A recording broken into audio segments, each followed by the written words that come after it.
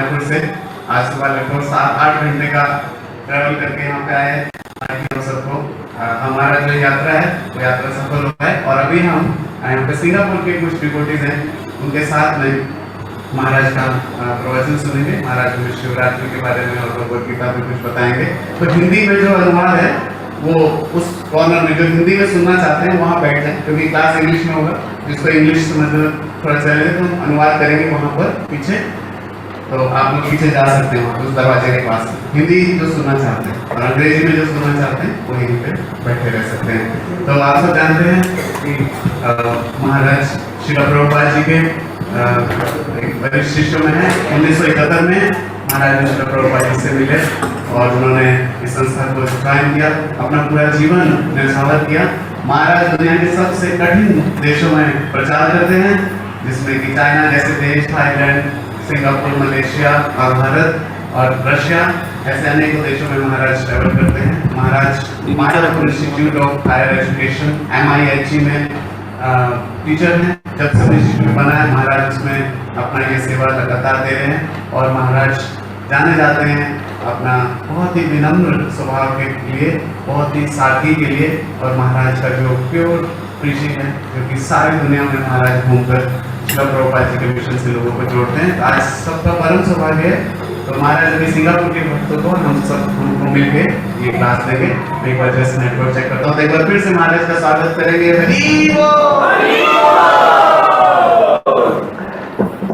हरे कृष्णा। दूर करना थोड़ा चेहरे से दूर करना। Just check once with me. हरे कृष्णा कृष्ण कृष्ण हरे हरे, इसका जरूर हरे Ram Ram Ram Hare Hare. Just check with them. Yeah. Padmalochan Prabhuji, can you confirm if you can hear clearly?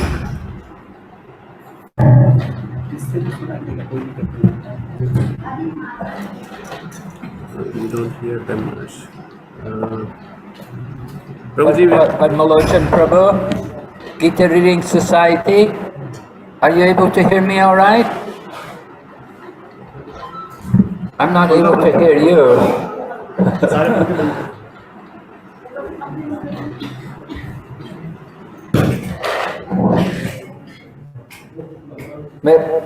Hare Krishna, Padmalochan, you could just raise your hands if you're okay. Yeah, okay, right, thank you. All right, so Om Namo Bhagavate Vasudevaya. Om Namo Bhagavate Vasudevaya. Om Namo Bhagavate Vasudevaya. Om Namo Bhagavate Vasudevaya.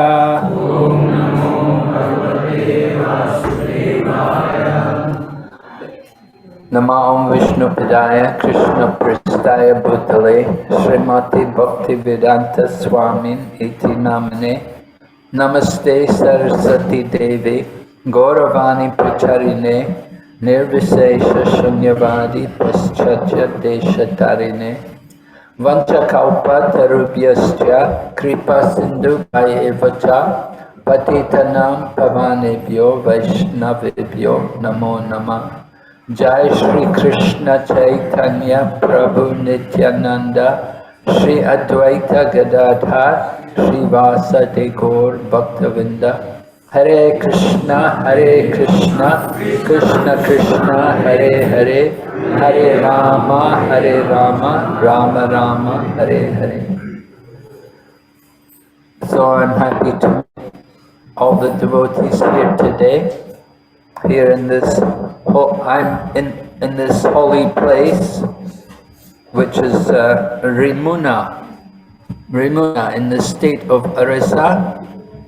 It's only about 1 hour's drive away from Bhubaneswar, and then from Bhubaneswar, then Jagannath Puri is there. But Rimuna is a holy place on its own. A number of significant devotees had pastimes here. Particularly, Ramuna is famous because of the deity Khirachora Gopinath, the deity who stole the sweet rice. So that pastime is described for us in the Chaitanya Charitamrita. It's a very wonderful pastime. And it tells about how Madhavendra Puri, after discovering the deity of Gopal, which is now known as Srinathji, after he discovered that deity on the Govardhan hill, then Madhavendra Puri came on his way to Puri. He came to collect chandan and camphor for the worship of Gopal. And on his way to Jagannath Puri, he came to this temple of Gopinath, and he saw how they were offering cups of sweet rice to the deities. So Madhavendra Puri desired that he could also offer that kind of sweet rice to the deity Gopal, which he'd found on Govardhan Hill. And he was thinking that it would be nice if he could taste it, and then he could also go back and offer the same sweet rice to Gopal. But when he was thinking like that, then he felt bad, and he thought, this is not good. I shouldn't be thinking about enjoying the preparations which are being offered to the deity. So at that time, Madhavendra Puri then went out of the temple, and he went to find a place to reside for the night here in this town, small village actually, Ramuna. But that night, the pujari who was taking care of the Gopinath deity, he had a dream. And in the dream, Gopinath told him that he had stolen one of the pots of sweet rice. And the deity, Gopinath, ordered the pujari that you come and take this pot of sweet rice, and I want you to give it to Madhavendra Puri. Madhavendra Puri is my great devotee, and he's there in Ramuna, and I've taken this pot of sweet rice, I want you to give it to him. So the pujari was puzzled. He'd never had a dream like that before. So those of you who worship the deity, maybe sometimes you also have dreams about the deity. The deity, understand the deity is not a statue, but the deity is the Lord himself who appears in the deity form. So Madhavendra Puri, he was resting outside, but the pujari, he woke up and he thought, I must go and investigate if this is really true. So he was a pujari, and he was a very good pujari. So before he went into the temple room, he first of all took his bath. You know, maybe you're from Delhi, like here, we have 90 devotees from the Greater Noida temple in Delhi. So it's quite cold in Delhi, even at this time of the year. It's still quite cold there.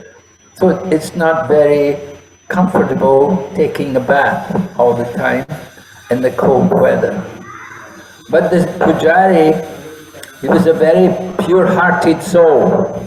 So he thought, he took his bath, and then he went into the temple, and then he found there was one pot of sweet rice, because every day they would offer like 9 pots of sweet rice every day. So the pujari was surprised. He thought, how could I have missed this one pot? How is it possible that this one pot of sweet rice has gone missing, and now I'm finding it beside the lotus feet of Gopinath? Gopinath had told him, you come and take that pot of sweet rice and give it to Madhavendra Puri. So the pujari was really amazed to find the pot of sweet rice. And then he came out of the temple and then he called out. He went around this whole Ramuna. He went around Ramuna and he was calling out, is anybody here called Madhavendra Puri? Is anybody here with the name Madhavendra Puri? Please come. You are the most fortunate devotee. Lord Gopinath has stolen a pot of sweet rice just to give to you. So Madhavendra Puri was surprised to hear his name being called out, and he revealed himself to the pujari, and the pujari fell at his feet and then gave him that pot of sweet rice and told him what had happened. So Madhavendra Puri took that pot of sweet rice and he didn't just eat the sweet rice, he ate the pot. He broke the pot, of course the earthen pots, it's a earthen pot, so he broke the pot into pieces and every day he would eat some of that pot as well. After eating the sweet rice, he ate the earthen pot. So he was a really, Madhavendra Puri, understand, he was the spiritual master of Advaita Acharya. So he was a very, very great devotee. And he was also, of course, the guru of Ishwara Puri. Just a couple of days ago, we celebrated the disappearance of Sripad Ishwara Puri. So Ishwara Puri was the servant of Madhavendra Puri. But often Madhavendra Puri, he didn't have any servant. He would go to Govardhan and he would stay on the side of Govardhan and he would fast. He had the vow that if nobody gave him food, he would not eat.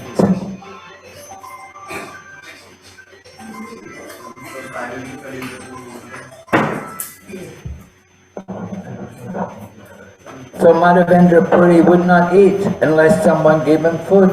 And so then he was there at Govardhan, and some days he would be fasting, and some days Krishna would come and give him food. Krishna would come in the form of a cowherd boy and say that my mother sent me to give you this prasada. And my mother said, nobody is allowed, this is very poor, the interference.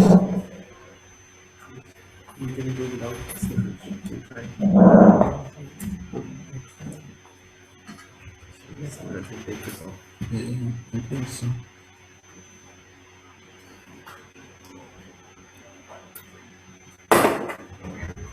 Use this method, they don't hear it so well. If you can just speak. Yeah, that will be easy. Okay, I'll speak. I have a loud voice by the grace of Krishna. So Madhavendra Puri was a very great devotee. He was living there at Govardhan, and Krishna would sometimes come and bring him prasadam and he could eat. And then he had a dream and he found the deity on Govardhan Hill. He uncovered the deity in Govardhan Hill. That deity is worshipped today in Nathdwara. That deity is Srinathji. Madhavendra Puri was the person who found this deity and he began the worship there on Govardhan Hill. So Madhavendra Puri, he came here to this place Ramuna, and it was here that Gopinath stole the sweet rice to give to Madhavendra Puri. Maybe one of you are a great devotee. Maybe Gopinath will steal another pot of sweet rice to give to one of you. Right? If you're a great devotee, we'll find out tonight, right? We'll have to see if the pujari has a dream or not. Anyway, Madhavendra Puri came here. Lord Chaitanya Mahaprabhu came here. After taking sannyas, he came here with the devotees on their way to Puri. And they stopped here at Ramuna. And they sat in front of the deity of Khirachora Gopinath. And Lord Chaitanya heard Lord Nityananda describe the pastime of the deity stealing the sweet rice. Lord Nityananda knew because Lord Nityananda had been here before. As a young man, Lord Nityananda had been traveling everywhere with a sannyasi, and he visited all the holy places. So he told the devotees, and he told also Lord Chaitanya Mahaprabhu about this wonderful event which took place here. And that's when the deity was named became not just Gopinath, but Khirachora Gopinath, the deity who stole the sweet rice. So Madhavendra Puri, he came here, and his samadhi is here. And it is said, when Madhavendra Puri was leaving the world, he was being served by Ishwara Puri. Ishwara Puri was his disciple. Ishwara Puri was also sannyasi, and he was serving his Guru Maharaj. And he was taking care of him. Madhavendra Puri's body was, he was leaving the body, so the bodily condition, physical condition was not good. But Ishwara Puri would take care of him, and he would remind him about Lord Krishna. He would help to remind him by chanting the glories and by speaking some slokas and so on. And it is said that when Madhavendra Puri was leaving the world, he was regularly reciting a verse, a very famous verse. It is said this verse is only understood by 3 people. Srimati Radharani, Lord Chaitanya Mahaprabhu, and Madhavendra Puri. They're the only 3 people who can actually understand the full meaning of that sloka. Dina Dayadra Nata He Mathura Nata Nalakalokshase. Like this, Madhavendra Puri was uttering this verse again and again.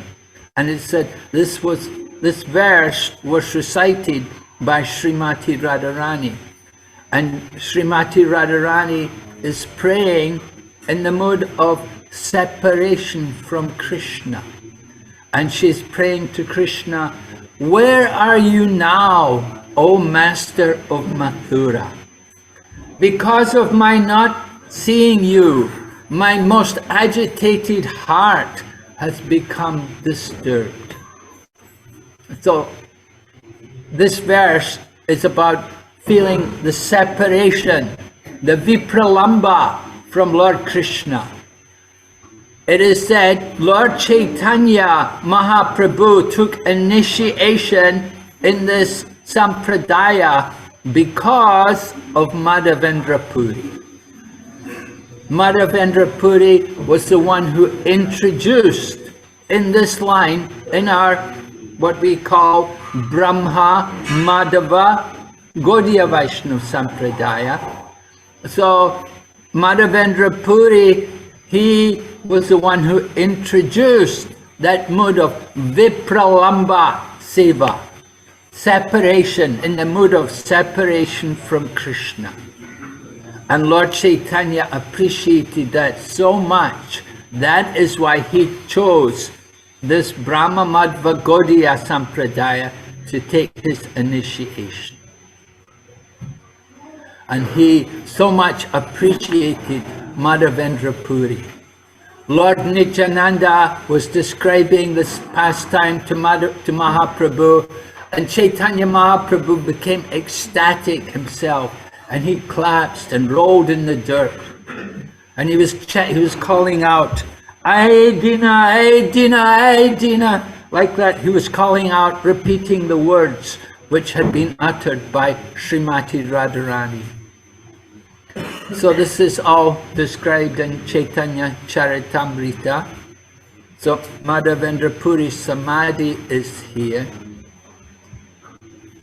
because I don't know if he actually left the body here, but he has a Samadhi here. Anyway,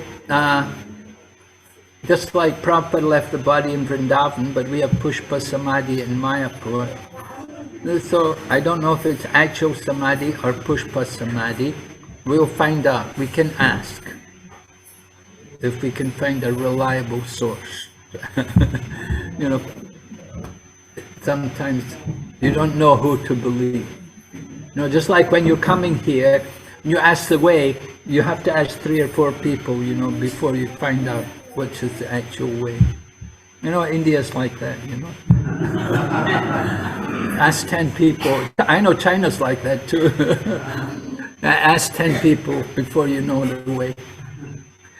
So Madhavendra Puri's Samadhi is here, and also this is the birthplace of a very important Vaishnava Acharya, Baladeva Vidyabhusan. So Baladeva Vidyabhusan, he was actually initiated initially in the Madhva Sampradaya. Madhva Sampradaya. So we're a little different from our line is Brahma Madhva Gaudiya Sampradaya. So Baladeva Vidyabhusan, he was coming from the Madhva Sampradaya.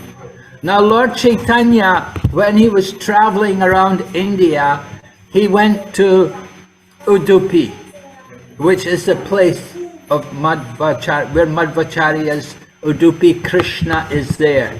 The famous deity which was found by Madhva Acharya. It's established in Udupi. And there are how many temples? 7 or 9? A number of temples are there. And each temple will take turns to do the seva for the deity. So one year it will be one temple, and then the other temples, they all go out for preaching. And that one temple, they're doing the puja. And actually they do the puja now, they do it for 2 years. So every 2 years they change. That's in Udupi. So Chaitanya Mahaprabhu went to Udupi and he talked with the devotees there, and he saw that they have a lot of leaning towards fruitive activity as well as impersonalism. Just last year, I had the opportunity to go to Bangalore, and in Bangalore, they have a big Madhva temple. There's quite a few people follow Madhva there, and I went to the Madhva temple, and I could see what they're doing. So many rituals, many karmakandi rituals. They do a lot of these things. So Chaitanya Mahaprabhu had gone to Udupi 500 years ago or more, and he's spoken there with them, and he concluded also that within their sampradaya there's some tendency towards fruitive activities and also sometimes even impersonalism. So Mahaprabhu, he has the not just Madhva but Madhva Gaudiya Sampradaya, you see. So he took initiation in that line because of Madhavendra Puri. Because Madhavendra Puri was teaching this, the mood of the gopis. The mood of the gopis is service in separation. Vipralamba Seva. So Baladeva Vidyabhusan, he came after Chaitanya Mahaprabhu. He was born here in this Ramuna, in this village, and he was initiated in the Madhva line. But then he heard about Vishwanath Chakravarti Thakur, and he went to Vrindavan, and he associated there with Vishwanath Chakravarti Thakur. So Vishwanath Chakravarti Thakur, he has written many commentaries, he's written many books. Maybe you've read some of his books, Madhurya Kadambini and things like that, and many commentaries on Srimad Bhagavatam, Bhagavad Gita, And Prabhupada will often quote that Vishwanath Chakravarti says, and Prabhupada will quote his commentary in his purports. So Baladeva Vidyabhusan, he went there and he associated with Vishwanath Chakravarti, and Vishwanath Chakravarti taught him all the purports to the scriptures. He taught him the Siddhanta of Gaudiya Vaishnavism. And Baladeva Vidyabhusan was greatly impressed. So it happened at that time that a challenge came from Jaipur, because the deities, remember, Jaipur had been under threat for some time because of Aurangzeb, and they had moved the deities there to Jaipur, like Radha Govinda, Radha Damodar, Radha Gopinath. They're still there in Jaipur. So the Ramanandis, they were associating with the king, the Maharaj of Jaipur. Nowadays, you don't have that. The government took everything away from all those people. Anyway, in that time, the Maharaj of Jaipur was very powerful, and he was overseeing the worship of the deity of Radha Govinda. So these Ramanandis were saying that they were telling the king that these people, these followers of Mahaprabhu, the Gaudiya Vaishnavas, he said, they are not bona fide. He said, they are Apa Sampradaya. They're bogus. They're not really qualified. They shouldn't be worshipping the deity. And so they influenced the mind of the king of Jaipur.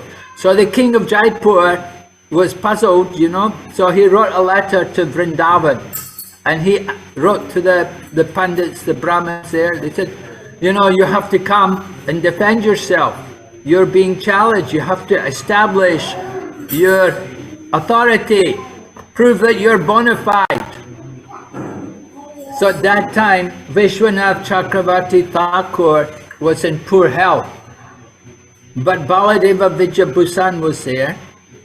So it was decided Baladeva Vidyabhusan would go there to Jaipur.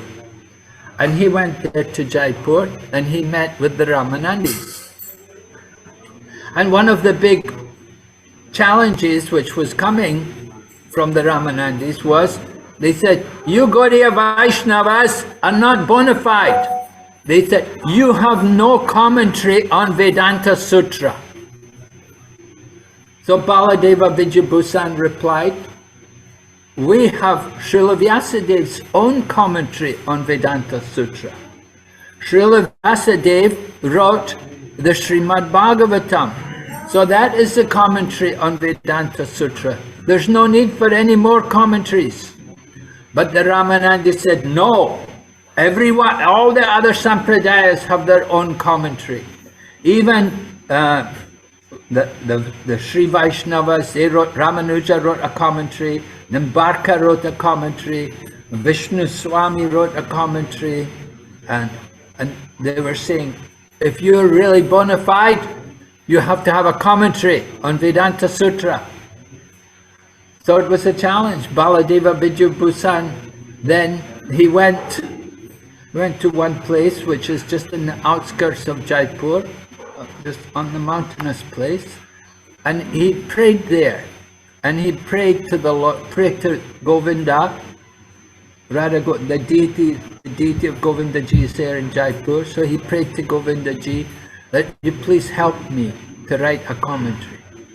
And so Baladeva Vidyabhusan, he sat there and he managed to write a commentary, a wonderful commentary on Vedanta Sutra. And Prabhupada appreciates that commentary so much that Prabhupada dedicates his own Bhagavad Gita. He said that he offers his own Bhagavad Gita to Baladeva Vidyabhusan. Baladeva Vidyabhusan named his commentary Govinda Bhashya, the speaking of Govinda.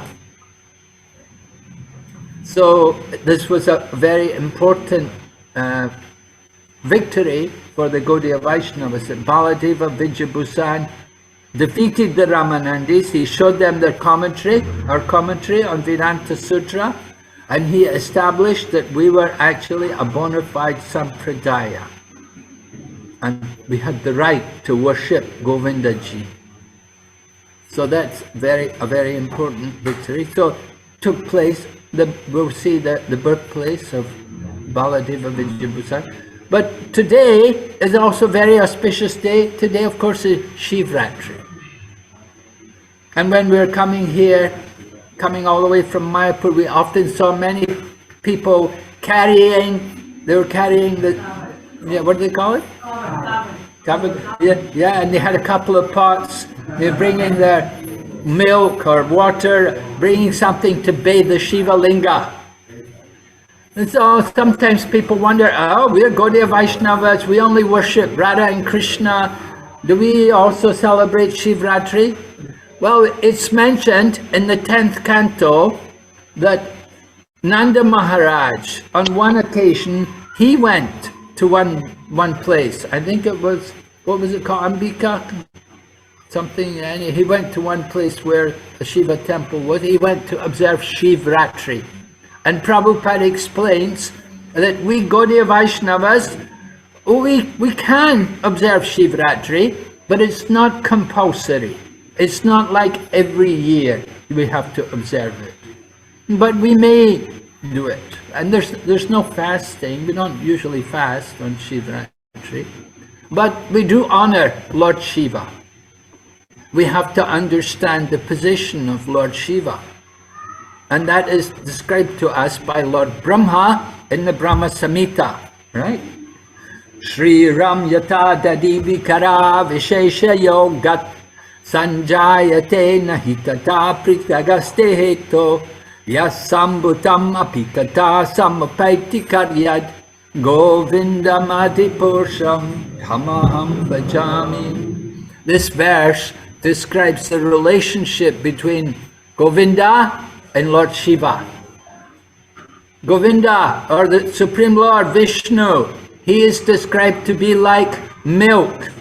And Lord Shiva is like dahi, like the yogurt. So, milk can be turned into yogurt. But once you make the yogurt, you cannot turn it back to milk. It stays yogurt. You cannot again bring the yogurt back to milk. So Lord Vishnu, he can become Shiva, but Lord Shiva can never become Lord Vishnu. This is relationship. At the same time, Lord Shiva enjoys very intimate association with Lord Vishnu.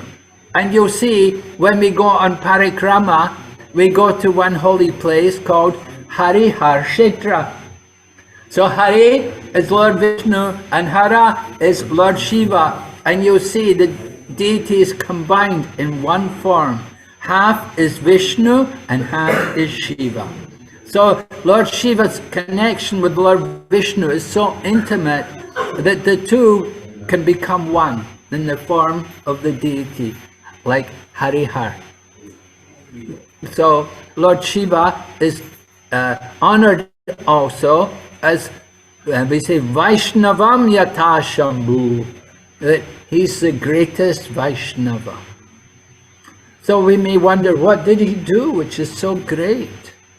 Well, one of the things which he did was he drank the poison when the demigods and the demons were churning the ocean of milk.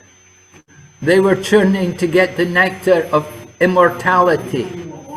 So at that time, they produced some poison. The whole ocean was covered with some poison. So they requested Lord Shiva to please come. And Lord Shiva came and he drank all the poison. And that was how he became a bluish color. And it's called Nilakanta. From that time on, Lord Shiva got the name Nilakanta, meaning one whose throat is blue. And you can see on his head, he also has a crescent moon. that crescent moon was given to Lord Shiva to keep him cool, because the effect of the poison makes the body very hot. So the crescent moon is there to keep Lord Shiva cool. Of course, Lord Shiva is such a great soul that when Mother Ganga wanted to come to the earth in fulfillment of the desire of Maharaj Bhagirath had been doing tapasya to bring Mother Ganga down from the heavenly planets in order to deliver the sons of Maharaj Sagar. So Mother Ganga said, the problem is if I come, the force of my water on the planet will inundate the whole planet. And it could knock the whole planet out of orbit. So it was arranged, Maharaj Bhagirath arranged, Lord Shiva would take the Ganga on his head. And he caught the Ganga coming from heaven onto his head, and Mother Ganga flows down from the head of Lord Shiva. So that is another wonderful act of Lord Shiva. Out of his compassion and his desire to deliver the fallen souls, his hair is always wet with the water of the Ganga, because the Ganga is flowing down from the heavenly planets onto his head, and then down through Himalayan mountains. And then Lord Shiva also is very kind to people in the mode of ignorance, people like ghosts and such creatures, evil spirits. Lord Shiva gives mercy to them. He delivers them, and he arranges that they can get a human form. So Lord Shiva is so kind. He's giving so much mercy and compassion to the souls. Lord Shiva also teaches us the glories of the holy name. When Parvati was going to chant the Vishnu Sahasranam, at that time Lord Shiva said to her, Rame Rame Namo Rame, Rame Rame Namo Rame, Sahasranam Sri Rama Nama Varanini. Lord Shiva is telling Mother Parvati, you don't need to chant 1,000 names of Vishnu. You just chant the one name of Lord Rama. One name of Lord Rama is equal to 1,000 names of Vishnu. That is one of Lord Shiva's instructions. And Lord Shiva also told Mother Parvati, when Mother Parvati got angry because Chitraketu, those of you who read ship traveling, and he came around where Lord Shiva was sitting with his wife, and Lord Shiva was sitting in front of an assembly of many sages, and at the same time his wife was sitting on his lap and he was embracing her. So Chitraketu Maharaj came there, he saw it, and he laughed. He thought it was amusing. But Parvati was quite offended, and she cursed Chitraketu that he should become a demon. And when Chitraketu was cursed, then Chitraketu offered obeisances to Mother Parvati. You know, if we get cursed, we will want to counter-curse. Oh, you curse me, I'll curse you, right? So Chitraketu wasn't like that. Chitraketu thought, oh, thank you, Mother. And he offered obeisances to Mother Parvati and thanked her. And Mother Parvati was surprised. She thought, I thought I'd make him angry by cursing him. But he's not worried. And he offered obeisances to me. And Lord Shiva said, Narayana parasarve nakutasjanya vibyate swarga apavarga narakesh vapitu yata darshana. Lord Shiva is teaching all of us, as well as his good wife, the greatness of those who have taken shelter of the personality of Godhead, Lord Narayan, that they see everyone equally. They see everything equal. Swarga apavarga narakesh. Heaven, liberation, and hell it vapito yata darshana. They see it all the same. They don't make distinction between heaven and hell and liberation. So this is Lord Shiva's teaching to his good wife and to all of us. He's reminding us the situation of this material world. So we want to remember with some gratitude the wonderful service which Lord Shiva has. Usually when people worship Lord Shiva, they worship for some material desire. Just like it's described in Srimad Bhagavatam, there was one demon called Vrikasura. And Vrikasura did great tapasya. He was cutting flesh off his body. Finally, Lord Shiva appeared. And then Vrikas asked for the benediction from Lord Shiva. Lord Shiva had to come. He knew this person, Vrika, was a foolish person, but still, out of compassion, he wanted to give him a blessing. So he came, and then he asked Vrikasura, so what blessing do you want? And Vrika said, I want the blessing, whosever head I touch, their head will fall off. And then Vrika wanted to touch Lord Shiva's head. That was what happened. He wanted to touch Lord Shiva. Lord Shiva had to run. And he was running and Vrika was chasing him. And finally, the Lord himself, the personality of Godhead, Lord Vishnu came, took the form of a Brahmana, and he came to Vrika, and he told Vrika, he said, oh, don't believe Lord Shiva. He's been acting very strangely. I don't believe he gave you that power. No, I don't believe it. It's not possible. You try yourself. Put your hand on your head. You'll see. So Vrika put his hand on his head and boom! His whole head exploded, fell off. So in this way, Lord Shiva was saved. So sometimes you give blessings, demigods, devas they will give these kind of blessings. Lord Shiva is also known as Asutosh, one who is easily pleased and also easily angered. So you have to be very careful. Now, most people, I said, they worship Lord Shiva to get material blessings. But if you want to get the real mercy of Lord Shiva, you get that through his sampradaya.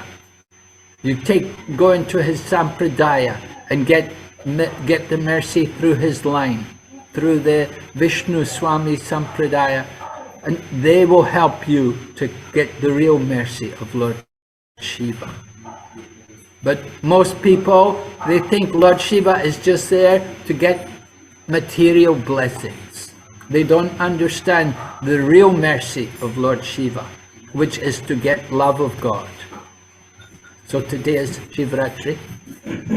All right, so my time is up for the Gita Reading Society, Singapore. Padmalochan Prabhu, thank you very much. Hare Krishna, thank you Maharaj. So maybe we'll take some questions from here. Yeah.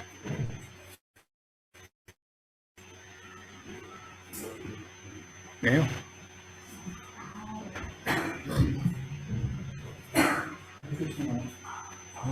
You told about the number of Chaitanya Mahaprabhu, and that's why the reason Chaitanya Mahaprabhu took initiation in our Sampradaya. So now, we also see Chaitanya Charitamrita and Antilila, the height of separation which Mahaprabhu was feeling.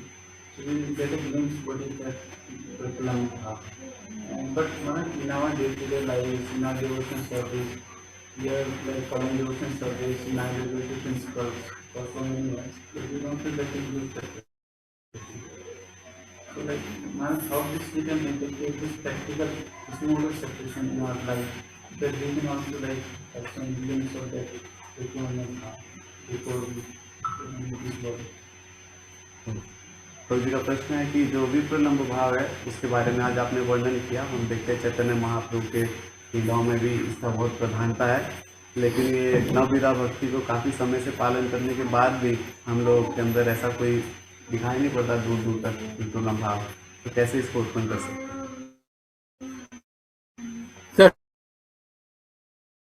Srila Prabhupada explains we have to cultivate that feeling. We should be cultivating that feeling. Where is Krishna? When will he come? We should be thinking in this way. When will I ever be able to be with Krishna? We have to cultivate that feeling, that longing to be with Krishna. तो महाराज बता रहे कि ये जो विप्रलम्भ भाव जो आपका प्रश्न है, ये इसको उत्पन्न करने के लिए हमें इसकी चेष्टा करना चाहिए, हमेशा इसका चिंतन करना चाहिए कि कब ऐसा होगा। जब हम श्रवण कीर्तन जब हम जप करते हैं तो उस समय हमें ये सोचना चाहिए कब ऐसा मेरे अंदर भाव आएगा कि मैं कृष्ण से विरह अनुभूति कर रहा हूँ। So, mood of the gopis, service and separation. The Goswamis of Vrindavan, they cultivated that mood of separation. They performed their devotional service in that way, feeling separation from Krishna. Not thinking, now I see Krishna, I'm with Krishna, but thinking, when will Krishna come? तो महाराज बता रहे कि ये ही जो इस तरह का mood है वो ही ब्रज की गोपियों का है, और हम देखते हैं कि वृंदावन के जो 6 गोस्वामी हैं उनका भी ऐसा ही चेतना है। ऐसा नहीं सोचना चाहिए कि मैं ऑलरेडी इसको महसूस कर रहा हूँ, तो ये भाव ये होना चाहिए कि कब मैं ऐसा महसूस करूँ। तो ये हमारा हमेशा सोच होना चाहिए कब ऐसा मेरे अंदर भाव आए। After Chaitanya Mahaprabhu took initiation from Ishwara Puri in Gaya, he came back to Mayapur. But before he came back to Mayapur, he had come through Kanai Natsala. And in Kanai Natsala, he had some experience. Krishna had appeared to him. तो श्री चैतन्य महाप्रभु जब गया में श्रीपाद ईश्वरपुरी से दीक्षा लेने के बाद फिर आए थे मायापुर की ओर वापस आए थे, तो उनको रास्ते में फिर ऐसा स्वप्न हुआ, कनाई नटशाला के बारे में उनको स्वप्न हुआ। So when he was in Mayapur, he was asking, one day he turned to Gadadhar and he asked him, where is Krishna? Where is he? When will he come? Where is he? And Gadadhar said, he's in your heart. And when Chaitanya Mahaprabhu said, when he heard, he took his nails and he began to claw. Oh, I want to see him, I want to see him. And he was ripping at his skin, trying to tear his skin apart to find Krishna. तो श्री चैतन्य महाप्रभु जब इसके बाद जब मायापुर में आए तो श्री गदाधर पंडित से पूछने लगे कि कृष्ण कहाँ है, मुझे तो कृष्ण मिल नहीं रहे, कृष्ण कहाँ पे है। तो जब गदाधर पंडित ने बोला कि कृष्ण तो आपके हृदय में है, तो चैतन्य महाप्रभु अपने छाती को अपने नाखूनों से छाती को फाड़ने लगे कि कहाँ पर है कृष्ण, कहाँ, कैसे कृष्ण को खोजने लगे। And Gadadhar Pandit had to take his hands and hold him and tell him, don't worry, Krishna's coming very soon, don't worry, just wait, just be patient, he's coming. और जब चैतन्य महाप्रभु ऐसा करने लगे तो गदाधर पंडित को जब उनको संभालना पड़ा और उनको बोला कि नहीं नहीं कृष्ण जल्दी ही आ जाएंगे, आप चिंता मत करो। तो इस तरह से गदाधर पंडित को उनको संभालना पड़ा। And Mother Sachi was so grateful to Gadadhar Pandit. She thanked him so much. She said, thank you for taking care of my son. And she said, you please always stay with my son, never, don't let him go away, you always be with him, help him. तो ये जो घटना है इससे सची माता जो है वो बहुत प्रसन्न हुई, बहुत आभार व्यक्त किया। उन्होंने गदाधर पंडित के प्रति बहुत आभार प्रकट किया कि आपने मेरे पुत्र का ऐसे रक्षा किया इस स्थिति में, और उन्होंने गदाधर पंडित को प्रार्थना की कि आप हमेशा चैतन्य महाप्रभु हैं मेरे पुत्र के साथ रहें। We know His Holiness Gaur Govinda Maharaj, who's we're going to see in Bhubaneswar. We'll see the temple which he established there. Gaur Govinda Maharaj used to talk about, he wanted to make a school for crying. He wanted to train devotees that they could cry for Krishna. तो अभी हम लोग भुवनेश्वर जाएंगे कल, तो वहाँ हम लोग इस्कॉन के मंदिर में जाएंगे और वहाँ पे हम देखेंगे गौर गोविंद स्वामी महाराज के बारे में सुनेंगे।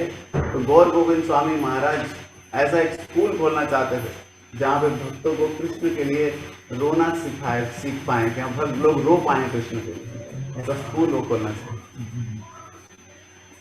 Nectar of Devotion also says, like, we have to become so anxious to see Krishna that you can shed tears. जो उपदेशामृता में भी ऐसा वर्णन है कि हमें भगवान को देखने के लिए इतना आतुर होना चाहिए कि भगवान को देखने के लिए इच्छा से हमारी अश्रु प्रवाह होने लगे। But if we don't care, then if we're casual about it, then we'll never feel that separation. लेकिन अगर हम इसके बारे में कभी चिंता नहीं करेंगे, हम कहेंगे ठीक है जो चल रहा है ठीक है, तो फिर हम कभी ऐसा विरह अनुभूति नहीं कर पाएंगे। We have to want Krishna very badly, so much. You have to want Krishna so much that we can shed tears. तो हमें भगवान को पाने का इतना तीव्र इच्छा होना चाहिए, इतना तीव्र कि हम उनके पाने की इच्छा से हमारे आंखों में आंसू आ जाना चाहिए। Okay. Yes. Oh. Yes, brother. Thank you, Maharaj, for this lecture and explaining about the Gopinath. Maharaj, as today's Shivratri, my question is related to Lord Shiva. So, at this present days, in the days of social media, sometimes when we go out for teaching or we encountered multiple people, rumoring about the response, defaming Lord Shiva and not accepting Krishna as a supreme personality. However, we are giving the examples of the scriptures that in the Brahma Samhita of Lord Brahma says this, that Ishvara Parama Krishna, and from the Bhagavatam that Krishna is to Bhagavan Shiva is mentioned there. But they're saying that Vedavyasa wrote Shiva Puran and Vedavyasa also written Srimad Bhagavatam. How can you say that Srimad Bhagavatam is greater than Shiva Puran? How can you encounter these questions in real life? तो प्रभु जी का प्रश्न आज के शिवरात्रि के पर्व से है कि आजकल का जो इंटरनेट का ज़माना है तो वहाँ पे बहुत सारा ऐसा सुनने को मिलता है। लोग बोलते हैं कि इस्कॉन संस्था जो है वो भगवान शिव को, जो उनकी स्थिति को अच्छे से नहीं समझते हैं और वो तो इसमें क्या सत्य है। वो हम हालांकि हम उनको समझाने का प्रयास करते हैं, ब्रह्म संहिता इत्यादि से हम उनको समझाते हैं, लेकिन वो हमारे ऊपर उल्टा तर्क करते हैं और बोलते हैं कि वेद व्यास ने भगवान शिव के बारे में भी लिखा है और भागवत के बारे में लिखा है, तो वो भागवत पुराणी क्यों ज़्यादा महत्वपूर्ण है। So Srila Vyasadeva wrote the Puranas. He wrote books for different people. Some books are for people in the mode of ignorance. Some books are for people in the mode of passion. Some books are for people in the mode of goodness. हमारे बता दें कि श्रील व्यासदेव ने कई सारे तरह के ग्रंथों का रचना किया है। इसमें कुछ ग्रंथ ऐसे जो कि तमोगुणी लोगों के लिए है, कुछ जो है रजोगुणी और कुछ सत्वगुणी लोगों के लिए। And Srimad Bhagavatam also tells us the history of the Srimad Bhagavatam, how Srila Vyasadeva, after writing so many books, he was not satisfied. तो श्रीमद् भागवतम के अंदर ही हमें श्रीमद् भागवतम के इतिहास के बारे में पता चलता है कि कैसे श्रील व्यासदेव ने सारे ग्रंथों की रचना करने के बाद वो बड़े ही दुखी थे, संतुष्ट नहीं थे। He wrote 18 Puranas, 6 Puranas for each of the 3 modes. उन्होंने 18 पुराणों की रचना की, हर एक गुण के हिसाब से, यानी कि सत्वगुण, रजोगुण, तमोगुण तीनों का 6 पुराण उन्होंने लिखे। And he wrote, of course, Mahabharata, which is very, very voluminous, more than 100,000 verses. और उन्होंने महाभारत की भी रचना की, जिसमें वो बहुत ही बड़ा है, जिसमें कि 1 लाख से ज़्यादा श्लोक है। And then he wrote also Vedanta Sutra. और उसके बाद उन्होंने वेदांत सूत्र की रचना की। But after writing all of these things, he was not satisfied. परंतु ये सब लिखने के बाद भी श्रील व्यासदेव संतुष्ट नहीं थे। He had written about Karma Kand and he'd written about Jnana Kand, but he'd never written anything about Upasana Kand or Bhakti. तो उन्होंने कर्म कांड और ज्ञान कांड के ऊपर लिखा था, लेकिन उन्होंने कभी भक्ति के ऊपर नहीं लिखा। He'd hardly touched on it. So that's why Narada Muni told him, he said, the problem is you have neglected to glorify the process of devotion to the Supreme Lord. तो इसीलिए नारद मुनि ने श्रील व्यासदेव को ऐसा बताया कि आपने ये जो सबसे महत्वपूर्ण भक्ति के ऊपर जो प्रकाश डालना है उसको आपने छोड़ दिया और इस तरह से उनको प्रेरणा दिया। So that was when Srila Vyasadeva, after taking instruction from Narada Muni, then he wrote Srimad Bhagavatam, which is his mature contribution, his mature realization. तो इस तरह से फिर जब श्री नारद मुनि से श्रील व्यासदेव को ऐसा निर्देश मिला, उसके उपरांत ये सारे ग्रंथों की रचना करने के बाद एक बहुत ही परिपक्व अवस्था में श्रील व्यासदेव ने श्रीमद् भागवतम की रचना की। So we explain to them like that. तो हम उन लोगों को ऐसे समझा सकते हैं। Alright, any other question? Yes, Maraji? Hare Krishna.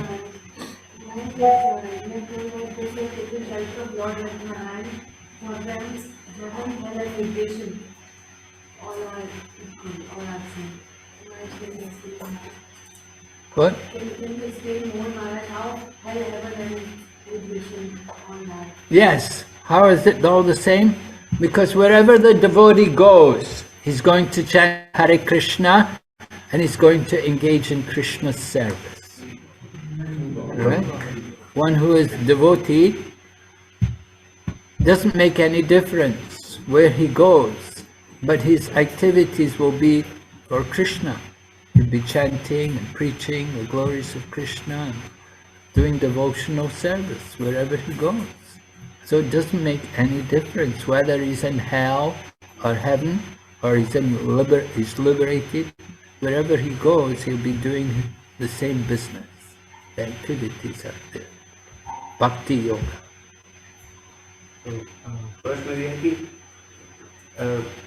नर्क, स्वर्ग और मुक्ति तीनों को भक्त के लिए एक जैसा बताया गया। क्यों?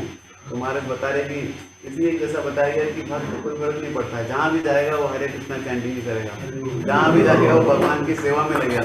इसलिए एक भक्त के लिए कहीं पे भी जाए उसके लिए सब एक ही जैसा है, क्योंकि वो कार्य वही करता है हर जगह।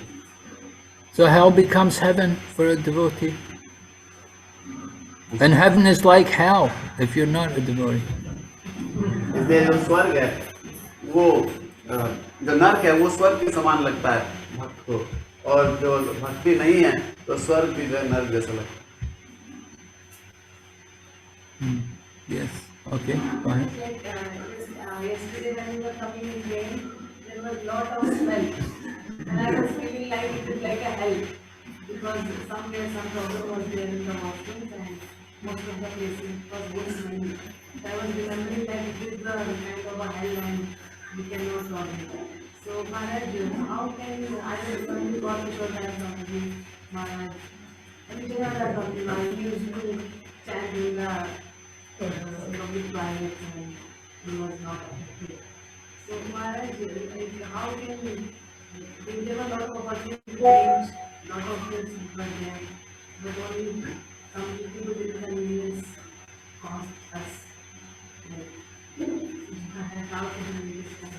How do we? Well, we have to become a little detached to these situations, because we're still much in the bodily concept of life, so we become troubled by these things. But devotees just tolerate these things, be indifferent to them. Sometimes you're given a nice, comfortable place, and sometimes it's hell. But don't be disturbed. You're not staying there forever.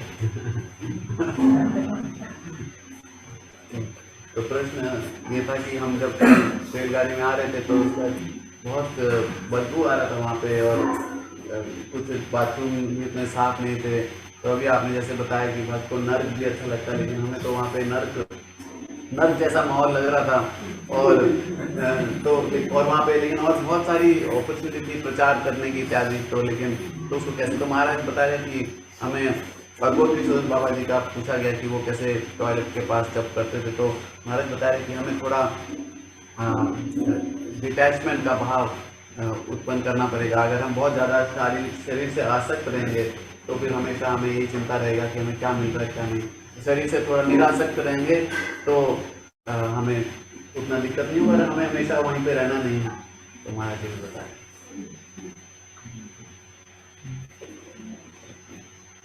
Okay, any other question? Okay, yes, Mariji? But it is also said that this body is the vehicle, this is the instrument which will take us to follow Vrindavan. So if we don't take care of this vehicle or this instrument, then I will fall sick or I will fall ill. Then how I will be able to pursue my bhakti forward? So I have to take care of this bodily consciousness also, and I have to progress in spiritual consciousness also. So how to make a balanced adjustment between the two? तो माता जी का प्रश्न है कि लेकिन हम ये भी सुनते हैं कि जो शरीर का भी हमें ध्यान रखना पड़ता है, क्योंकि शरीर ही वो माध्यम है जिसके द्वारा हम भक्ति कर पाते हैं। तो एक तरफ से हमें शरीर से निरासक्त होने के लिए सुनते हैं और दूसरी तरफ ये भी सुनते हैं कि शरीर का ध्यान रखना है। तो इन दोनों के बीच में कैसे समझ पाएं? Yes, as we're beginning devotional service, we have to be cautious to balance the two. We don't encourage people to prematurely give up everything, but we encourage you to find a balance. We give the example, train goes on 2 tracks. So if the tracks are not level, train will overturn. So the same way we want to be balanced, our material side and our spiritual side, you have to keep them both in order. You do have to look after the body. Our bodies are not spiritual. We have to take care of it. We have to eat regularly. We have to sleep regularly. We have to control the mind and senses. Right? We don't say stop everything. You know, we can't imitate very great liberated souls. We can't be like Madhavendra Puri and just wait for people to give us food. So we have to take care of the body. At the same time, we have to also balance our spiritual life. We need to chant. We need to hear about Krishna. Then gradually, as we progress, then you can give up more and more of the things concerned with the body. So that finally you see in Srimad Bhagavatam, Maharaj Parikshit had been cursed to die in 7 days. So Sukadeva Goswami was telling him about renunciation.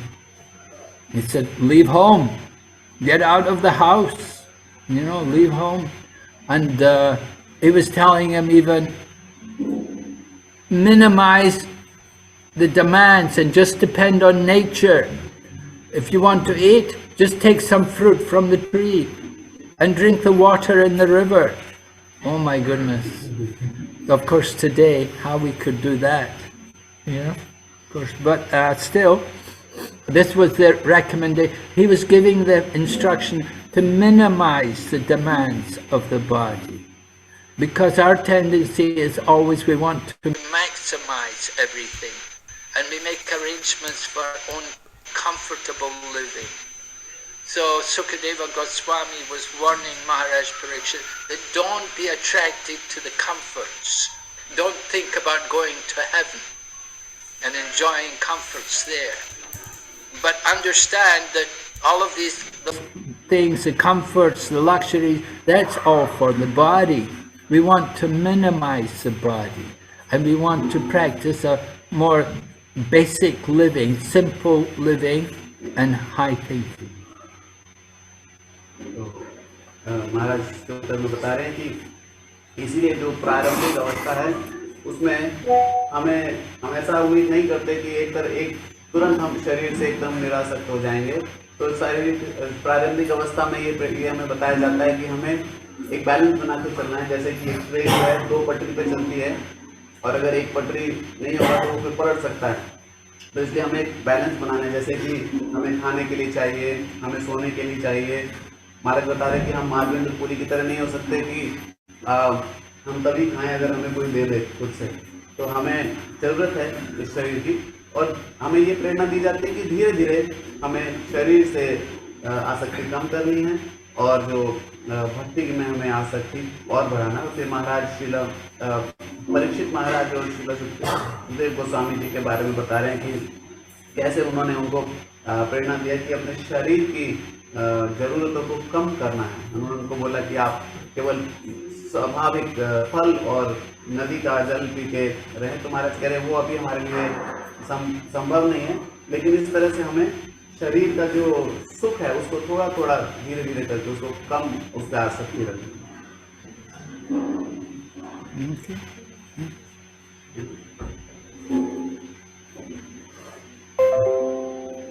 Okay, so thank you very much. Hare Krishna, Srila Prabhupada ki jai. His Holiness Bhakti Vigna Vinash Narasimha Swami Maharaj ki jai. Madhavendra ki Jai. So we want to thank Maharaj very much from the core of our heart. We are so blessed कि हम जैसे यहाँ पे पहुँचे दिल्ली से रेमुना. महाराज also was so kind. मैं महाराज से पूछ रहा था कि महाराज would like to come to Bhubaneswar. मुझे लग रहा था थोड़ा inconvenient होगा यहाँ से इतना दूर आना. But Maharaj immediately agreed. Immediately Maharaj said कि I will try to come. And then Maharaj took that all the trouble. यहाँ पे महाराज आए. तो हम सबके पास बहुत सौभाग्य है ये महाराज से सुनने का. एक्चुअली धाम यात्रा का पर्पस यही है. बाहर हम जाके आंखों से देखेंगे उससे हम धाम को दर्शन नहीं करते. अलग अलग जगह में जाकर देखेंगे. तो हम जो सीरियसली धाम का दर्शन करना चाहते हैं महाराज से सुनेंगे तो श्रवण के माध्यम से हम असली दर्शन करेंगे. तो हमें पूरा लाभ उठाना चाहिए. हमारे जीवन का हो सकता है सबसे महत्वपूर्ण ये यात्रा हो. तो है कि नहीं आप लोग और यात्रा के भी कई सारे भक्त हैं उनको भी हम धन्यवाद देना चाहते हैं. तो एक बार हम महाराज के लिए पूरे उत्साह से हरे कृष्ण महामंत्र बोलते हैं धन्यवाद देते हुए. हरे कृष्णा